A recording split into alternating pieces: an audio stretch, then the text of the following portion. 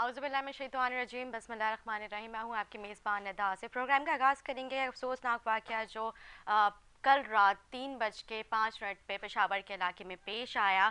इसी हवाले से हम बात करेंगे। जो ज़लज़ला आया था उसमें काफ़ी कीमती जानों का ज़ाया हुआ, काफ़ी नुकसान हुआ, काफ़ी लोगों के घर टूट टूट गए। अल्लाह ताला इन सबको सब्र जमील अता करे। इसी के साथ साथ हम बात करेंगे पनामा पेपर, विकीलीक्स के बाद पेश है पेंडोरा पेपर, किन किन की जायदाद जो है बैरून मुल्क है। और इसी के हवाले से जो है आज अपने प्रोग्राम में हम गुफ्तगू करेंगे कि नैब इनके ऊपर कैसे कार्रवाई करेगी, हुकूमत जो है इनके खिलाफ कौन से सख्त इक़दाम करेगी, किस तरह की सख्त से सख्त कार्रवाइयाँ होती हैं। वैसे तो नवाज शरीफ या मरियम साहिबा जो है उन्होंने भी कहा था कि मेरी कोई जायदाद नहीं है, लेकिन फिर जो पनामा के बाद जो उनके केसेस सामने आए, स्कैंडल्स अभी तक चल ही रहे हैं। इसी के साथ अगर बात करूँ 700 पाकिस्तानियों की, जिसमें शर्जील मेमन का भी नाम है और दीगर 700 पाकिस्तानियों का नाम इनमें जो है शामिल है। देखते हैं कौन कौन जो है इनके ऊपर किस तरह से कानूनी कार्रवाई की जाती है। और साथ आज हम बात करेंगे डिस्ट्रिक्ट सेंट्रल कराची के इलाके की। डिस्ट्रिक्ट सेंट्रल रेहान हाशमी हमारे साथ होंगे।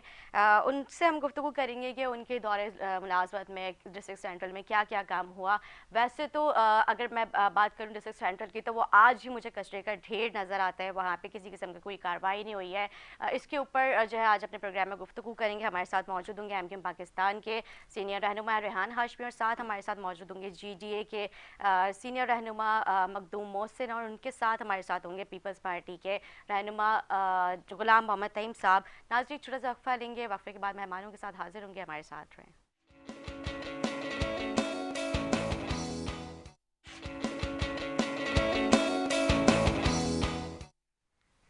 जी नाज़रीन, खुश आमदीद। ब्रेक से पहले जिस तरह मैं जिक्र कर रही थी, पैनामा पेपर्स के बाद पेंडोरा का बॉक्स खुल गया। उसमें 700 पाकिस्तानियों का नाम आया। उसमें काफ़ी सियासतदान और दीगर लोग इसमें शामिल हैं। इसी के हवाले से आज अपने प्रोग्राम में गुफ्तगू करेंगे। हमारे साथ मौजूद हैं एमक्यूएम पाकिस्तान के सीनियर रहनुमा रेहान हाशमी साहब। मैं आपको खुश आमदीद कहूँगी। कैसे आप खैरियत से हैं रेहान साहब? जिस तरह से आप देख रहे होंगे काफ़ी दिनों से मीडिया और सोशल मीडिया पे पैनामा के बाद जो है पेंडोरा बॉक्स का जो है पेंडोरा पेपर जो है वो उसका बॉक्स खुल चुका है। तो आप किस तरह से देखते हैं हमारी गवर्नमेंट, हमारे इदारे इनके ऊपर कार्रवाई करेंगे?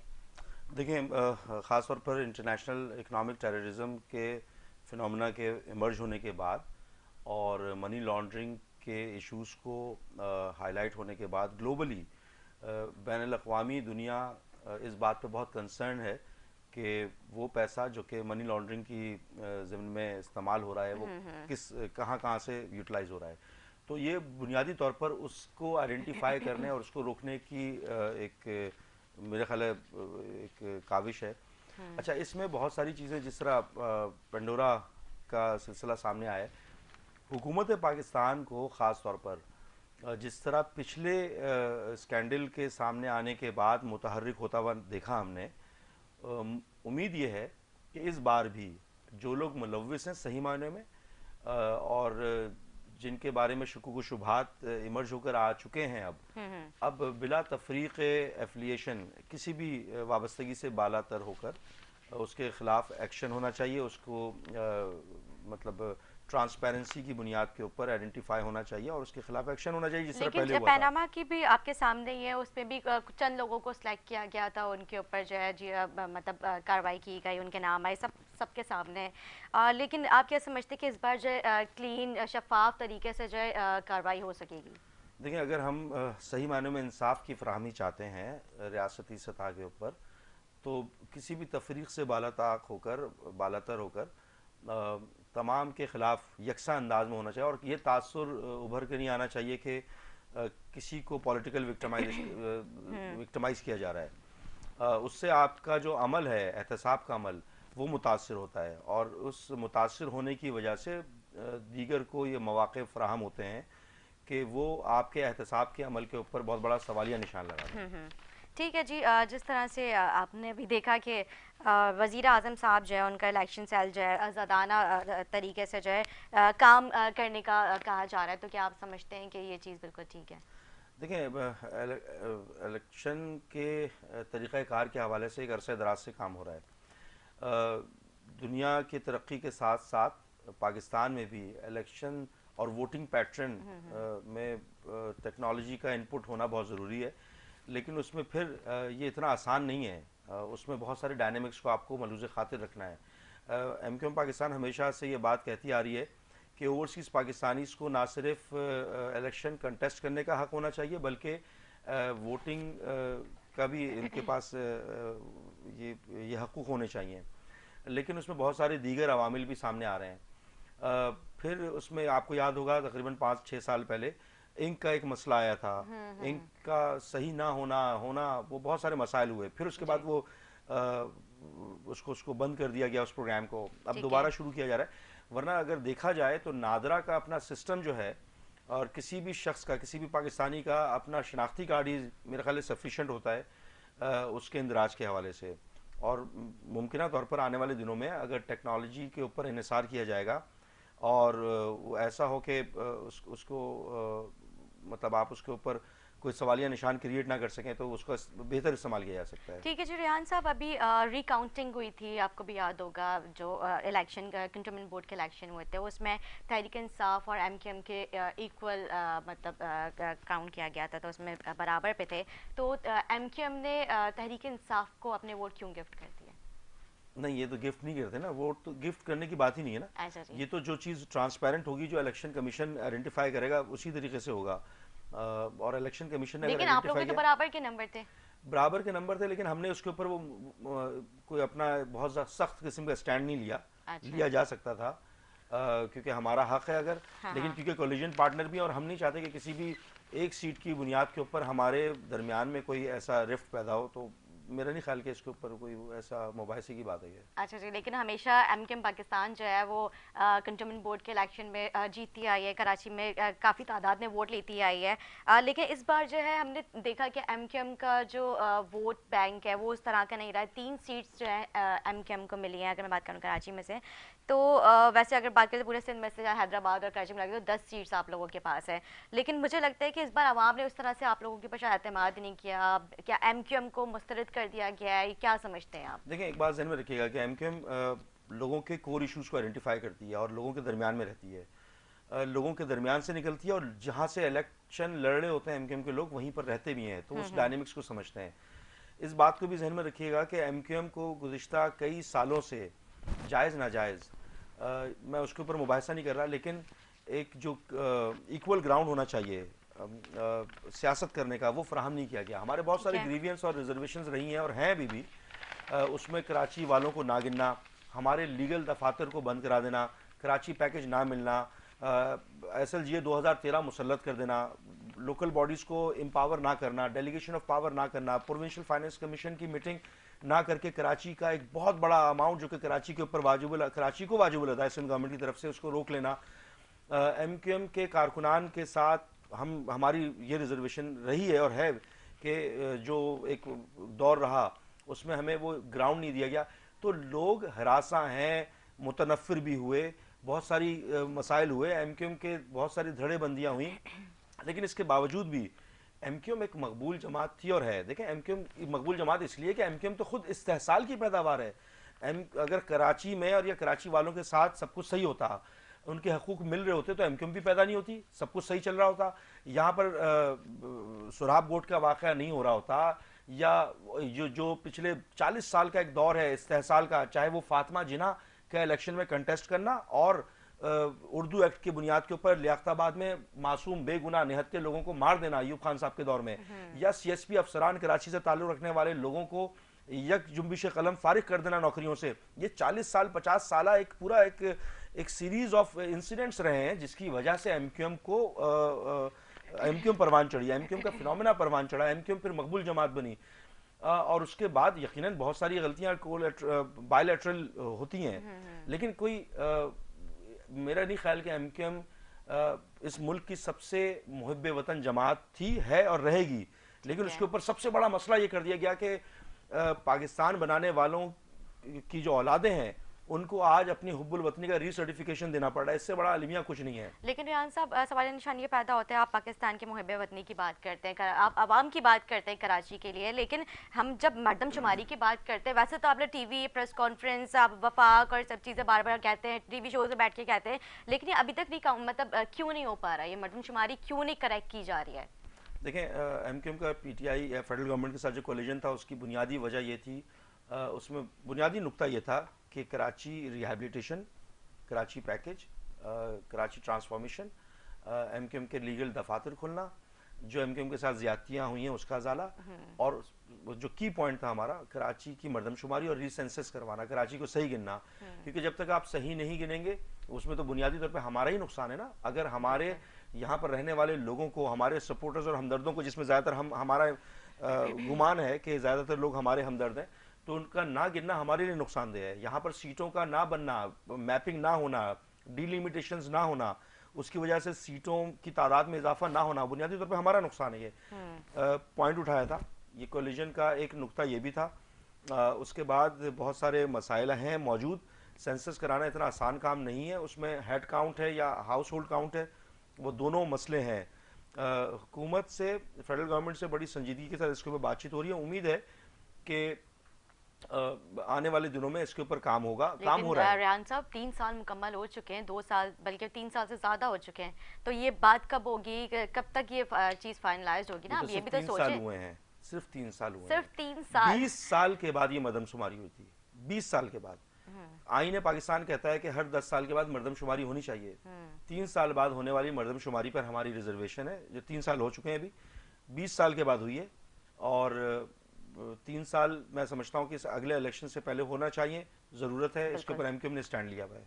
ठीक है जी। रेहान साहब, आपके दौरे निज़ामत में सेंट्रल में क्या क्या काम सर अंजाम दिए गए, इस हवाले से हमारे नाज़रीन को बताएं, क्योंकि काफ़ी लोग काफ़ी शिकायतें करते हैं, कभी कचरे का ढेर, सीवरेज का काफ़ी मामला आते हैं, वो आपको भी पता है, आप भी काफ़ी सारी चीज़ें फेस करते रहते होंगे। तो आज हमारे नाज़रीन को बताएं कि आपके दौरे निज़ामत में सेंट्रल में, डिस्ट्रिक्ट सेंट्रल में क्या क्या काम हुए। मैं कबल इसके कि वो कुछ चीज़ों को पॉइंट आउट करूं, लेकिन ये चीज़ें जो हमारे पास अवेलेबल रिसोर्सेज है उसका बताना ज़रूरी समझता हूँ।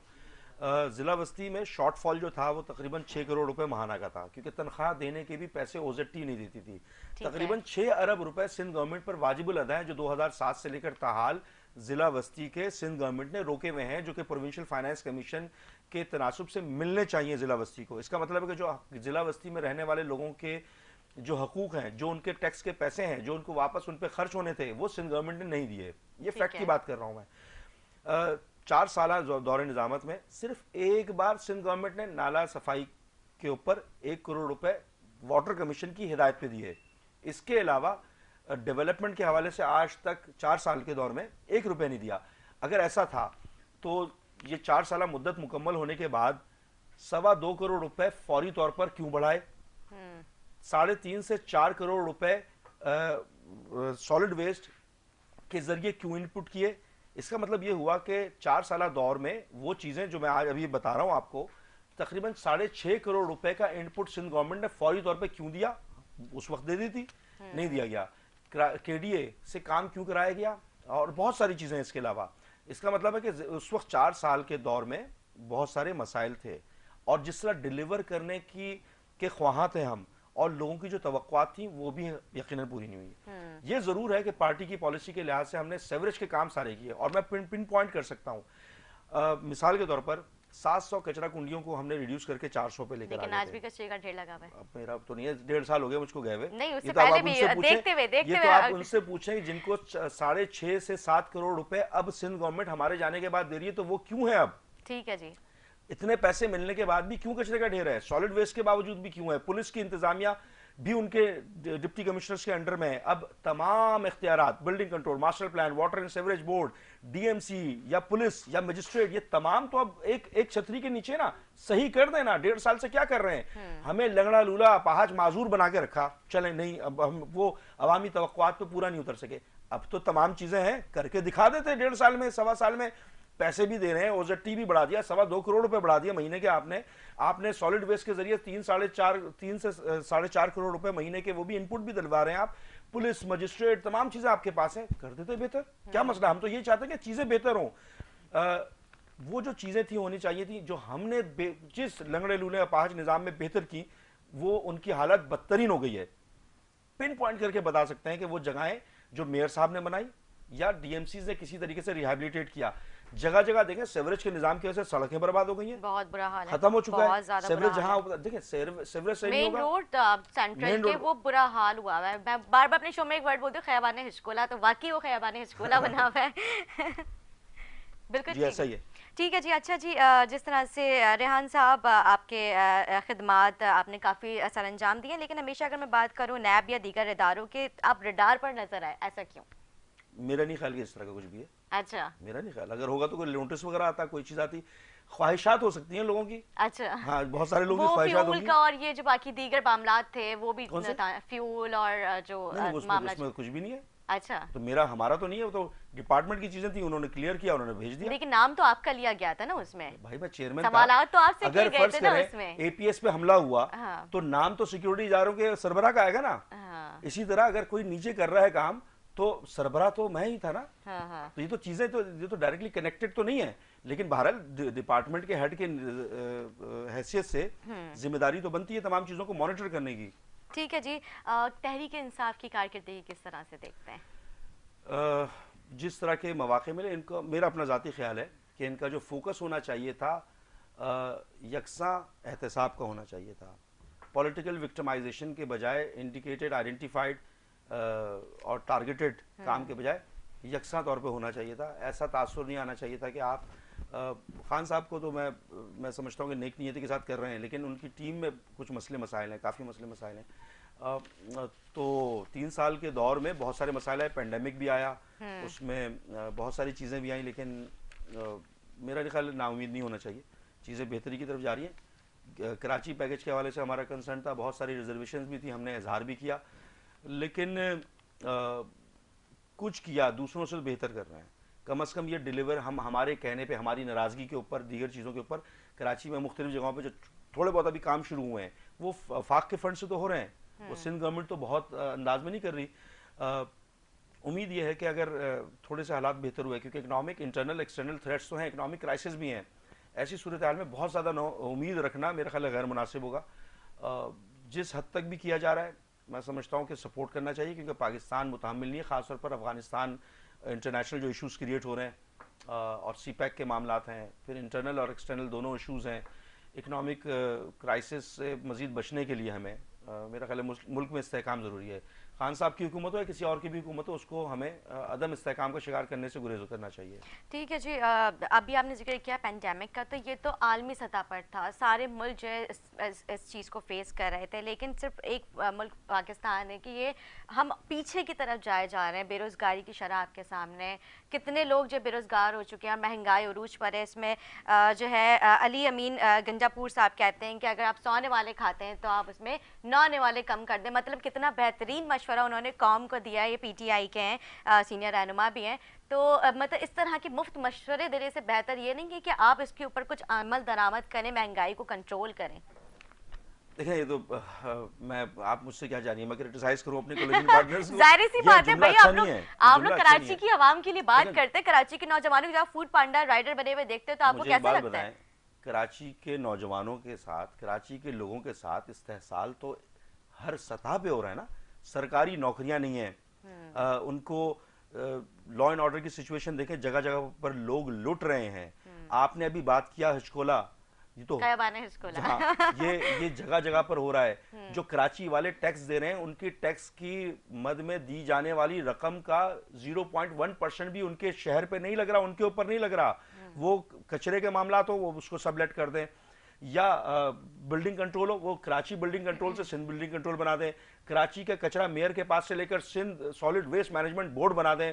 कराची के मेयर के पास जब इतना इख्तियार ना हो कि कचरा जलाने वाले, कचरा फेंकने वाले के खिलाफ एक्शन ले सके, ऐसे बेबस निज़ाम में आप कराची के साथ तो इस्तेहसाल तो पैदर पैद हो रहा है। मुझे, अगर आप 20 साल का भी रिकॉर्ड निकाल लें, 20 साल के अंदर कराची को जो फैसिलिटेट होना चाहिए था नहीं हो पा रहा अनफॉर्चुनेटली कराची। तो इस्तेहसाल तो हो रहा है।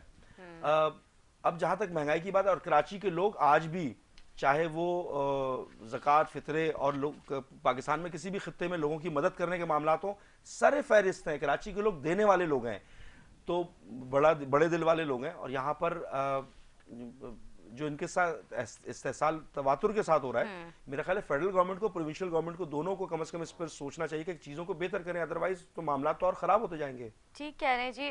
कंटोनमेंट बोर्ड इलेक्शन के बाद जो है कराची से 3 सीटें जीतने के बाद एमक्यूएम बल्दियाती इलेक्शन में मुकम्मल हार जाएगी, या फिर मेयर कराची लाने में कामयाब होगी? देखिए कराची के डेमोग्राफिक चेंजेस हुए हैं। कराची में आबादी आज जब हम बात कर रहे हैं ना तो बहुत ही मुनज़्ज़म अंदाज में आप मिसाल के तौर पर अगर किसी को बुरा ना लगे और ये बिल्कुल सियासी और एकेडमिक बात कर रहा हूँ, कराची में कच्ची आबादियों की के ज़िम्न में नालों के साथ या पहाड़ के ऊपर या आगे पीछे ऐसी जगहें जो कि केडीए के पास या रेवेन्यू डिपार्टमेंट के पास अप्रूव नहीं थी या उसको बगैर किसी ऑर्गेनाइज्ड वे में बनाया गया, तो क्या आप समझते हैं डेमोग्राफिक चेंजेस नहीं हुए? क्या जब एमक्यूएम ये बात कर रही थी कि आप अगर इनको बसाना भी है लोगों को तो इनको प्रॉपर तरीके से आप हॉरिजेंटल एक्सपेंशन करें या वर्टिकल एक्सपेंशन करें और केडीए इसको टेकअप करे, लेकिन ऐसा नहीं हुआ। डेमोग्राफिक चेंजेस हो गए, लोग हरासा हैं।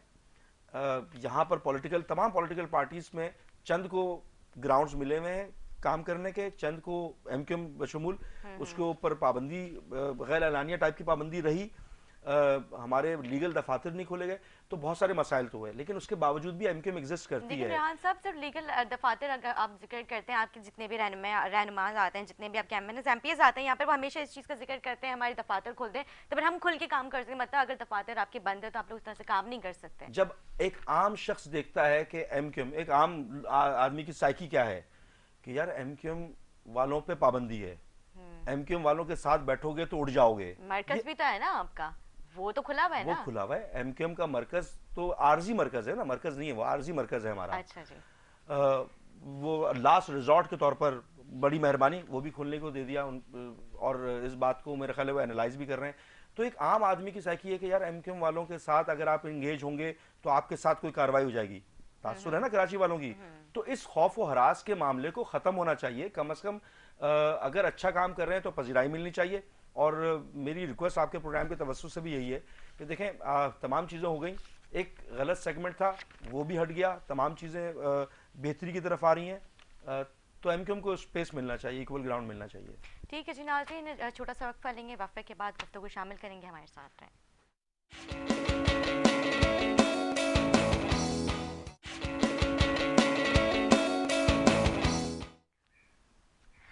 वेलकम बैक नाजरीन। Pakistan bar council supreme court bar council जो चेयरमैन नैब की एक्सटेंशन है, मतलब उनकी मुद्दत मुलाजमत है, उसमें काफ़ी डिसअपॉइंटमेंट का इजहार करते हैं। वो कहते हैं कि ये काम करके पार्लियामेंट की अथॉरिटी को चैलेंज किया गया है, यानी चेयरमैन नैब को कंटिन्यू करना ये मेरिट नहीं है, यानी एक फ़र्द के लिए कानून बनाया गया है। तो इसी हवाले से मैं चाहूँगी, हमारे साथ मौजूद हैं जीडीए के सीनियर रहनुमा मखदूम मोहसिन साहब, मैं उनसे चाहूँगी कि आप किस तरह से इसको देखते हैं। Thank you so much madam. बात यह है कि कहीं पे भी कोई भी पॉलिटिकल वर्कर मैं समझता हूँ कि गैर आइनी चीज़ की हिमायत करने से गुरेज करेंगे। थिंग इज़ दैट कि अगर चेयरमैन नैब को एक्सटेंशन दी जा रही है, अगर इसमें अलबत्ता कोई आइन में गुंजाइश है, फिर तो मैं समझता हूँ कि इस पर अपोजिशन वालों को भी खामखा की प्रोपेगेंडा से गुरेज करना चाहिए। लेकिन अलबत्ता अगर स्टेट्स का मकसद सिर्फ ये है कि पॉलिटिकल विक्टिमाइजेशन देखें, पॉलिटिकल विक्टिमाइजेशन को कभी भी हम जस्टिफाई नहीं कर सकते। लेकिन अलबत्ता अगर आप प्राइम मिनिस्टर साहब जैसे कहते हैं कि एहतसाब अक्रॉस द बोर्ड होना चाहिए, बिल्कुल एक एहतसाब होना चाहिए और जो करप्ट हैं उनको सजाएं दें। लेकिन एक तरफ ऑपोजिशन वालों पे वो बार बार कहते हैं कि देखें 149 अरब रुपए के कर्जों में इजाफा हो चुका है, जीडीपी हमारी दिन ब दिन बदतर की तरफ जा रही है, इकोनॉमी की पोजीशन, डॉलर स्टेबल नहीं है, रुपया हमारा स्टेबल नहीं है, डॉलर की प्राइसेस दिन ब दिन इंक्रीज हो रही है, पेट्रोल प्राइसेस और भी बहुत सारे इश्यूज हैं।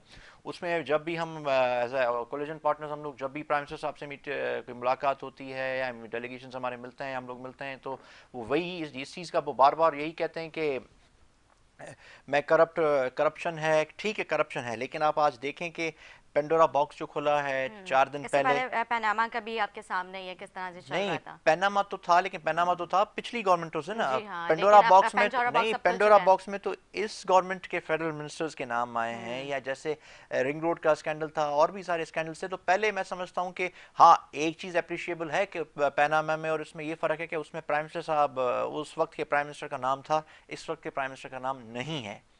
लेकिन उनकी टीम में तो वो लोग शामिल हैं। मैं समझता हूँ सबसे पहले अगर कार्रवाई उन लोगों पे होगी तो फिर भले वो अगर चेयरमैन नैब को एक्सटेंशन भी देंगे तो मैं समझता हूँ कि फिर अपोजिशन वालों की जो आर्ग्यूमेंट है या उनकी जो एतराज़ात है उनमें फिर इतना दम नहीं रहेगा। ठीक है जी, लेकिन अपोजिशन कहती है नैप ऑर्डिनेंस मतलब ये बदनीयती पर मबनी है। आप क्या समझते हैं? देखिए, अगर आइन का नियत और बदनीयत से तो कोई ताल्लुक नहीं होता। हाँ हाँ। बाकी ऑपोजिशन का काम है हमेशा ऑपोजिशन करना, हुकूमत का काम है हुकूमत करना।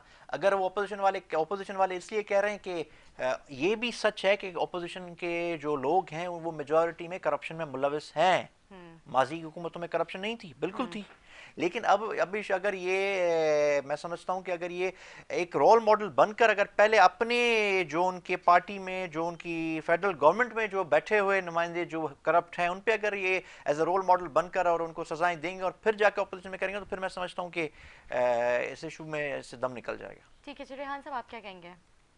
देखिए, कॉन्स्टिट्यूशनल अमेंडमेंट जो है ना, उसके लिए एक पूरा तरीक़ाकार मौजूद है और उस तरीक़ाकार को अडॉप्ट करना चाहिए। अनलेस एंड अनटिल के कोई बहुत ही सर पे मुसल्लत हो ऐसी चीज़ के जिसको फौरी तौर पर जिसका इतलाक़ ज़रूरी हो, जिस तरह ये किया गया है। इसमें कोई दो राय नहीं कि अक्रॉस द बोर्ड यकसा अंदाज में जिस तरह आपने अभी पेंडोरा का मामला डिस्कस किया, तो ये नीयत पर मबनी है। इंटेंट क्या है आपका? अगर आप टारगेटेड कर रहे हैं और आपके एहतसाब के अमल पर सवालिया निशान पैदा हो गया तो वो एहतसाब का अमल आपका फिर बेकार हो जाएगा। पाकिस्तान का बदकिस्मती से कल्चर ये रहा है और जितनी भी बड़ी पार्टीज़ हैं उन्होंने ही इस कल्चर को फ़रोग दिया है कि पॉलिटिकल विक्टिमाइज़ करें। क्या बीबी बेनज़ीर साहिबा के ऊपर जो FIR थी, क्या नवाज़ शरीफ साहब ने नहीं कटवाई? क्या नवाज़ शरीफ साहब के ऊपर जो FIRs थी, दीगर चीज़ें थी, क्या वो पीपल्स पार्टी के दौर में नहीं कटी? क्या आसिफ जरदारी अच्छा, ये क़तई नज़र इस बात के कि सही थी गलत थी, हक़ पे थे गलत पे थे, लेकिन अपने अपने दौर इक़्तिदार में अपनी ताकत को इस्तेमाल किया और मुख्तलिफ़ अदवार में ताहाल। अगर आज भी ऐसा कहीं पर यह गुमा महसूस हो कि किसी मखसूस ग्रोह को, किसी मखसूस पार्टी के लोगों को किसी भी बुनियाद के ऊपर विक्टिमाइज़ किया जा रहा है या उसका इंटेंट है, तो वो तमाम आपकी तमाम नेक एफर्ट्स भी ना बेकार चली जाएंगी। ठीक है। हाँ, ये सवालिया निशान ज़रूर है कि ऑर्डिनेंस की ज़रूरत नहीं थी जब आपके पास पार्लियामान मौजूद है, द हाईएस्ट फॉरम जिसकी ज़िम्मेदारी है कॉन्स्टिट्यूशनल।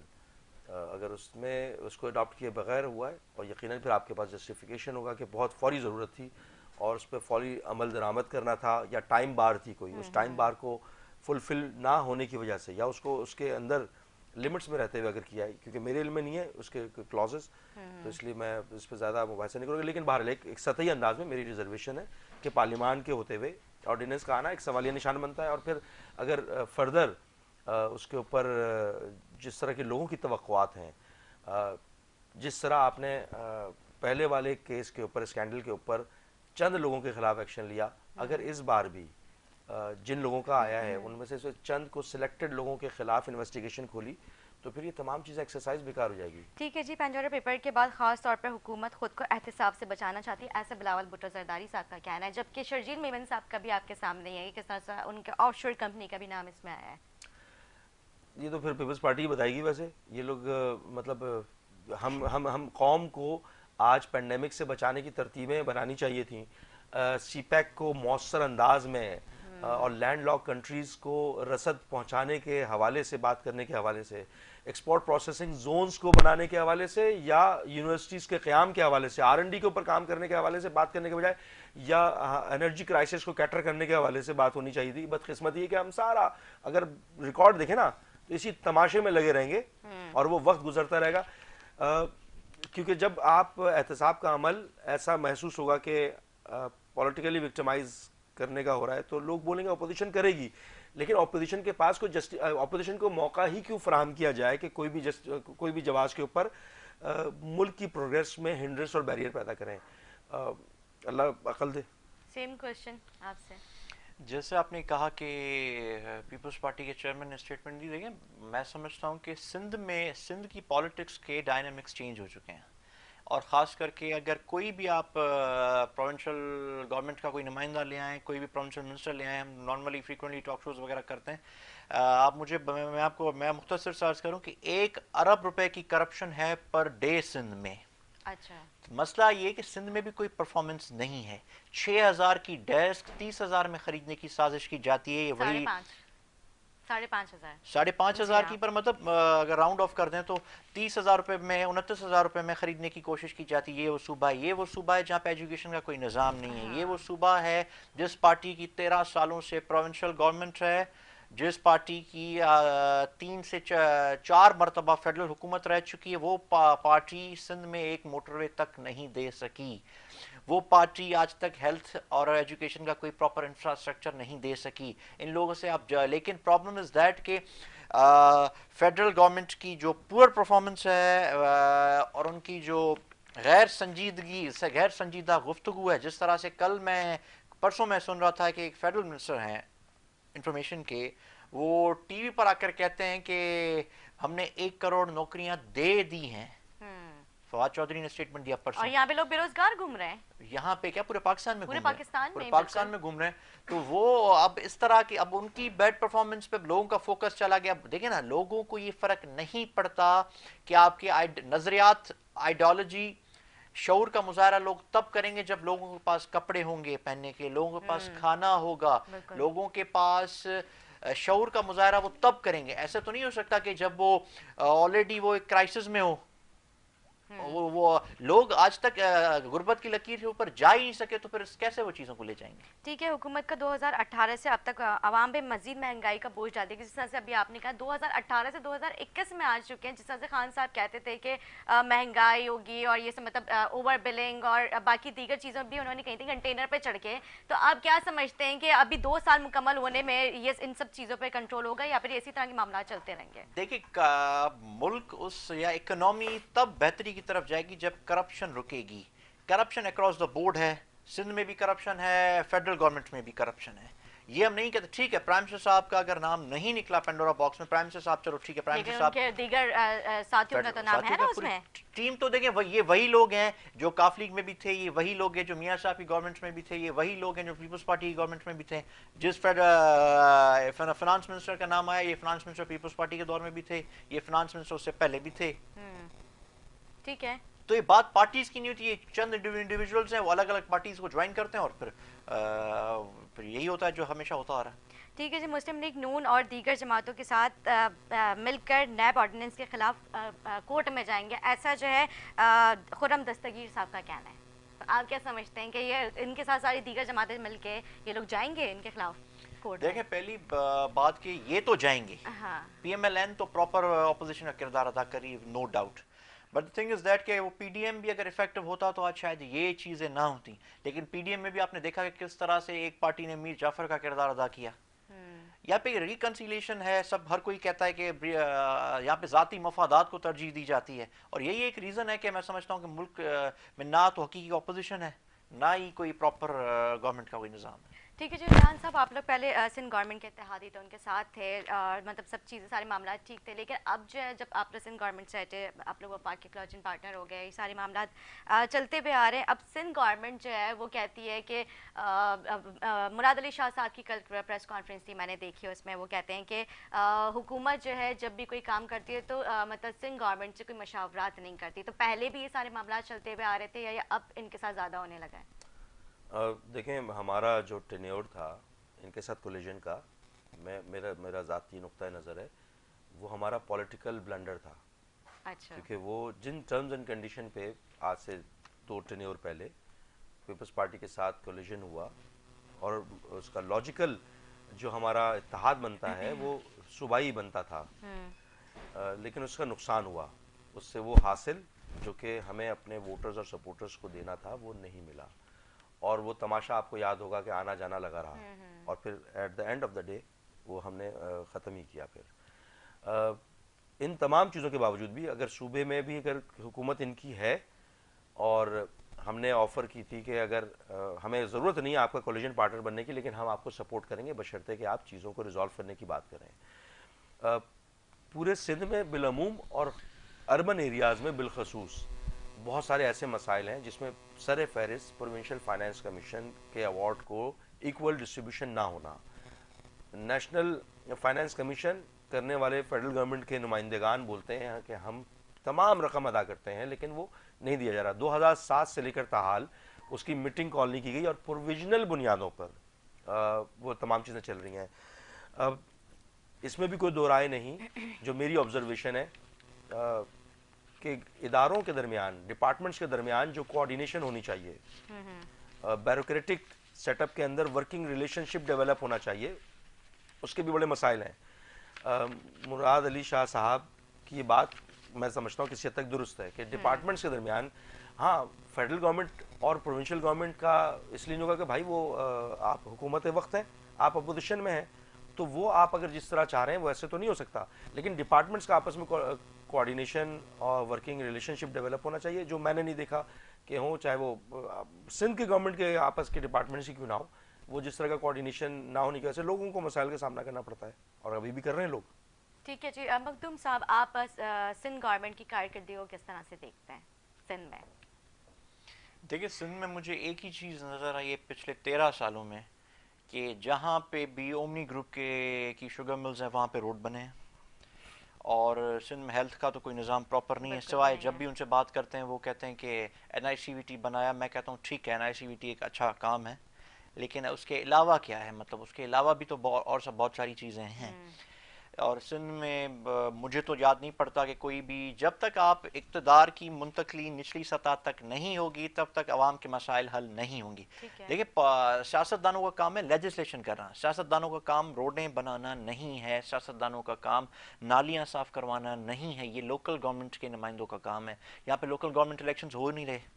पीपल्स पार्टी ने तारीख में सिर्फ एक बार लोकल गवर्नमेंट की इलेक्शन करवाई है, वो भी 2015 वाली, वो भी कोर्ट्स के प्रेशर पे। उसमें भी मेयर कराची, डिस्ट्रिक्ट चेयरमैन जो अलग अलग थे, उनके पास पावर नहीं था। तो मुझे बताएं, जो अहम यूनियन काउंसिल के चेयरमैन होंगे या जो काउंसलर्स होंगे, उनके पास क्या अख्तियारात होंगे? कोई अख्तियारात नहीं थे। ठीक है। अब वो चाह रहे हैं कि वो एक सिस्टम, प्रॉपर सिस्टम की दूसरे सिस्टम की तरफ जा रहे हैं कि एक एडमिनिस्ट्रेटर्स लाएं, जैसे एडमिनिस्ट्रेटर कराची उन्होंने रखा है। अब वो चाह रहे हैं कि अलग अलग डिस्ट्रिक्ट्स में एडमिनिस्ट्रेटर, वो एक तरीका है। एडमिनिस्ट्रेटर कराची मुर्तज़ा वहाब तो खैर उनकी कारकर्दगी तो आपके सामने है, उनको मतलब इस चीज़ के लिए हमें वो काबिल तारीफ है। मैं सिस्टम की बात कर रहा हूँ, मैं एडमिनिस्ट्रेटर पे तनकीद नहीं कर रहा, मैं निज़ाम पे कर रहा हूँ कि जो पिछले पहला ये नाज़िमों का निज़ाम था, चेयरमैन का निज़ाम था, और अब एडमिनिस्ट्रेटर, मैं उस पर बात कर रहा हूँ, मैं किसी इंडिविजुअल पार्टी की बात नहीं कर रहा।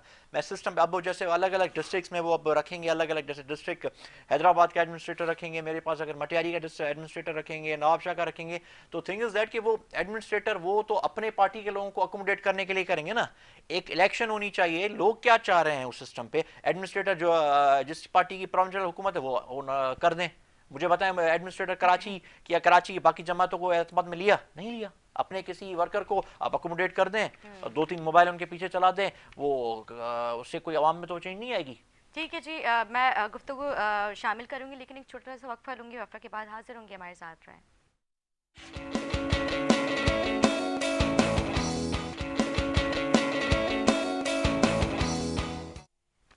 जी नाज़रीन, खुश आमदीद। जिस तरह से ब्रेक से पहले हम गुफ्तगू कर रहे थे मोहसिन साहब, सिंध गवर्नमेंट की कारकर्दगी के हवाले से, जिस तरह से हेल्थ हो गए, काफ़ी डिफरेंट, अभी आपने जो है उनके नाम लिए कि डिपार्टमेंट्स में उस तरह की कारकर्दगी रही नहीं है जिस तरह से आप देख रहे हैं, तो मैं चाहूँगी कि उसी टॉपिक हम कंटिन्यू करते हैं।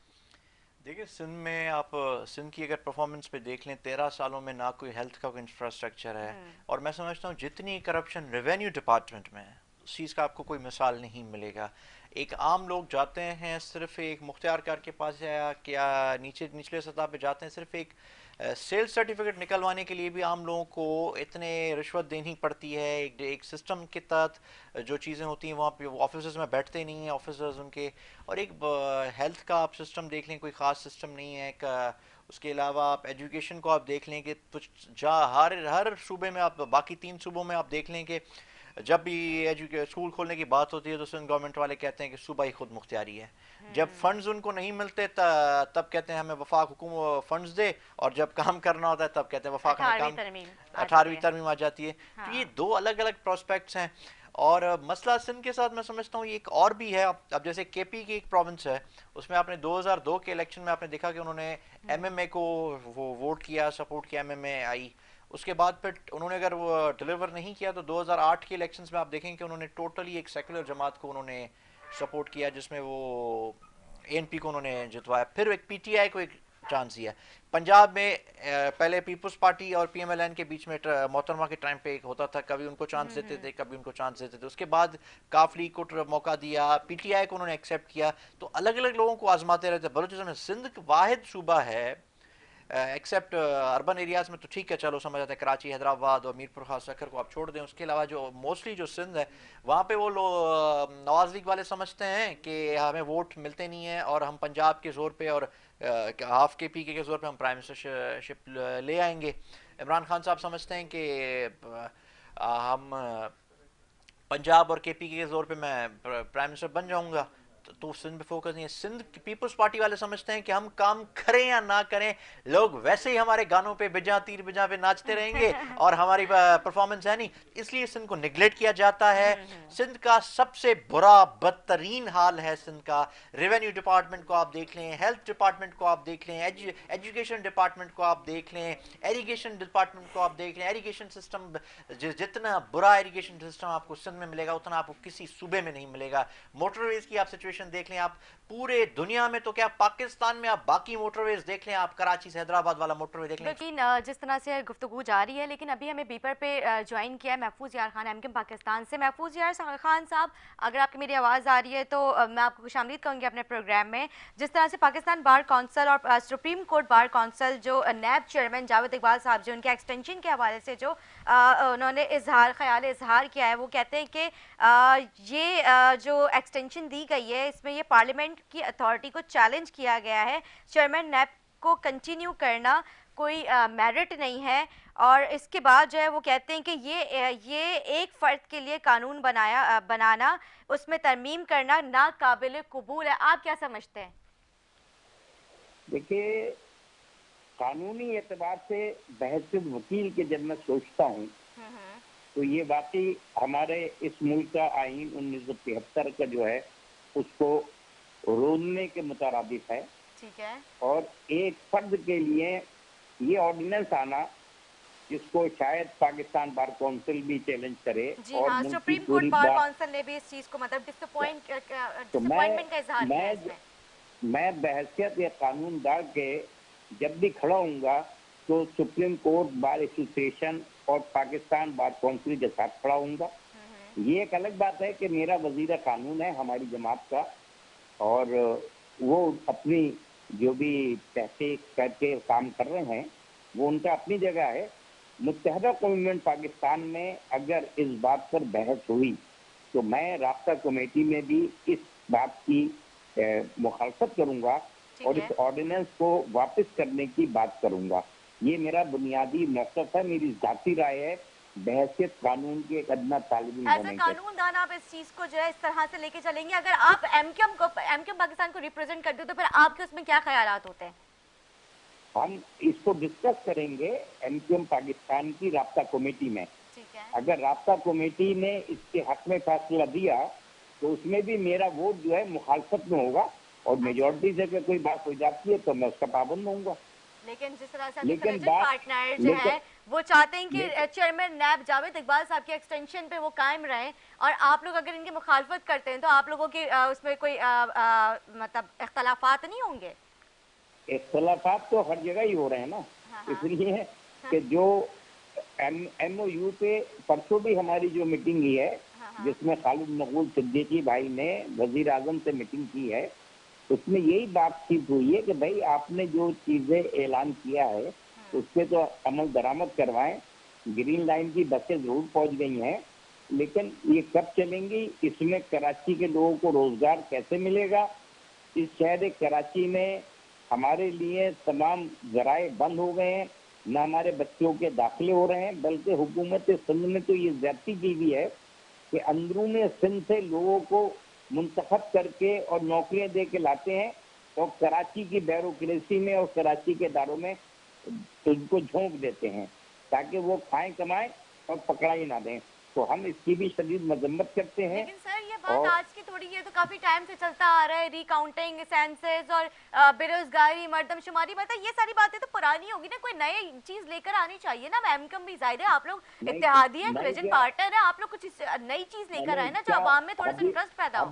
हबीब बैंक प्लाजा से पूछ जाए, बातचीत से ही होंगी ना। ये अपने ऊपर मिट्टी का तेल लगा के आग लगा लें। सही, ठीक है। देखिए, ये पीटीआई की हुकूमत एमक्यूएम के कंधे पे खड़ी हुई है। हाँ। जिस दिन एमक्यूएम इस बात का फैसला कर लेगी कि हमें हुकूमत छोड़नी है, तो जाम कमाल को तो ज्यादा टाइम लग गया, ये हुकूमत उससे पहले चली जाएगी। लेकिन सर महफूज यार खान साहब, मुझे ये बताइए, जो अभी रिकाउंटिंग हुई थी कंटोनमेंट बोर्ड के इलेक्शन में, इसमें जो आपकी और तहरीक इंसाफ की, एमक्यूएम पाकिस्तान और तहरीक इंसाफ की जो है बराबर के नंबरिंग्स थे, मतलब जो वोट दिए गए थे वो बराबर आप लोगों का रिजल्ट आया था। तो ये तहरीक इंसाफ को मतलब अपनी वोट्स गिफ्ट कर देने वाला क्या मामला है? देखिए, मसला ये है, ये तो डिपेंड करता है ना, जिन दो की टाई हुई वो जो फैसला कर लें। अगर वो टास्क पे फैसला करते, टास्क पे आदमी जीत जाता।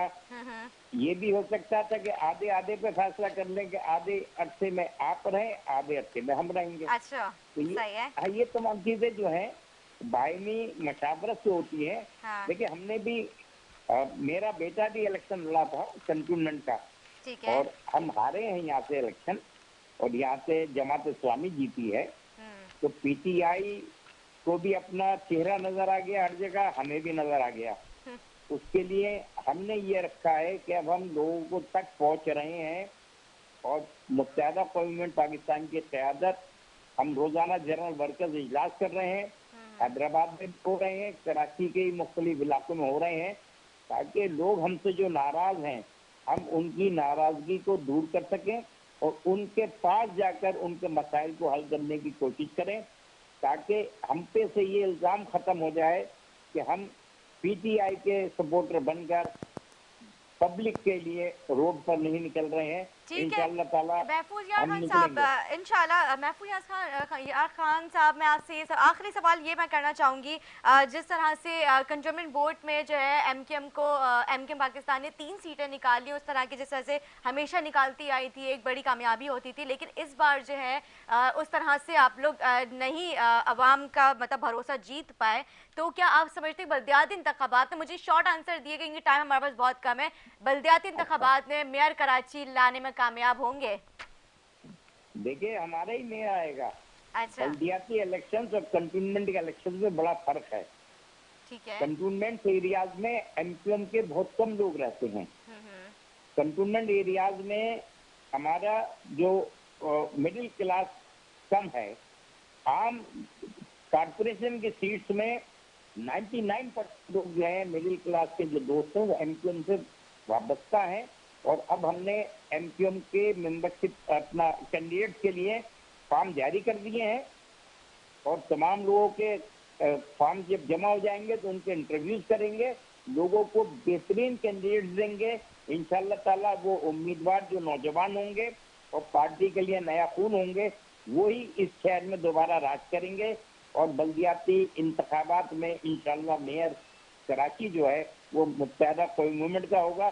इसी तरह होगा जैसे हैदराबाद में हमने 7 सीटें जीती थी, बाकी जो 2 रिजर्व सीट थी वो भी 9 हमारी हो गई हैं, वहाँ पर भी मेयर हमारा होगा। ठीक है जी, बहुत शुक्रिया महफूज यार खान साहब, हमें जो है टेलीफोन कॉल पे हमारे साथ मौजूद थे। हमारे साथ मौजूद थे जीडीए के सीनियर रहनुमा मखदूम मोहसिन साहब, और एमक्यूएम पाकिस्तान को रिप्रेजेंट कर रहे थे रेहान हाशमी साहब। मैं इन सबका मैं शुक्रिया अदा करूँगी, इन्होंने अपना कीमती वक्त दिया। और जाते जाते मैं ये कहना चाहूँगी, क्योंकि आज जुम्मे का दिन है और उमर शरीफ साहब जो कमेटी के बेताज बादशाह का उन्हें लकब मिला था, आज उनका सोयम है, कसरत से दुरूद शरीफ पढ़े, उनको फातवा खानी करके उनको बख्शे, क्योंकि सारी ज़िंदगी उस शख्स ने हम सब हमारे चेहरों पे मुस्कुराहटें बिखेरी हैं। आज हमारा फ़र्ज़ बनता है कि हम उनको जो है जाते जाते अपने प्रोग्राम के तवज्जुह से मैं यही कहना चाहूँगी कि अपने नाज़रीन को जो देख रहे हैं अभी, मुझे मेरी आवाज़ जहाँ तक जा रही है, कि आप लोग प्लीज़ कसरत से दुरूद शरीफ पढ़ के उनकी बख्शिश के लिए दुआ कीजिए, अपनी दुआओं में, अपनी नमाज़ों में उन्हें याद रखें। और उम्मीद करती हूँ मेरे नाज़रीन को आज का हमारा प्रोग्राम अच्छा लगा। इसी के साथ अपनी मेज़बान निदा से को दें इजाज़त, मुझे मेरे आने वाले मेहमानों को खुसूसन अपनी दुआओं में याद रखें। अल्लाह हाफ़िज़।